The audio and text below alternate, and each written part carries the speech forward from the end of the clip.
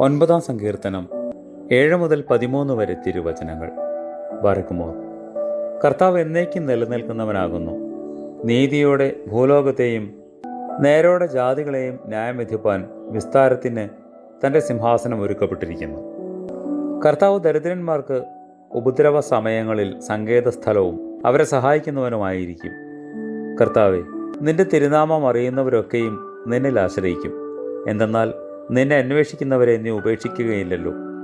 സെഹിയോനിൽ വസിക്കുന്ന കർത്താവിന് കീർത്തനം പാടി തൻ്റെ പ്രവൃത്തികളെ ജാതികളിൽ അറിയിപ്പിൻ. എന്തെന്നാൽ അവരുടെ രക്തത്തിന് പകരം ചോദിപ്പാൻ താൻ ഓർത്തു. താൻ ദരിദ്രന്റെ നിലവിളി മറന്നു കളയുന്നില്ല. കർത്താവെ, എന്നോട് കരുണ ചെയ്യണമേ. മരണവാതിലുകളിൽ നിന്ന് എന്നെ ഉയർത്തുന്നവനെ, എന്നെ ദ്വേഷിക്കുന്നവരിൽ നിന്നുണ്ടാകുന്ന എൻ്റെ അടിമത്വം കാണണമേ.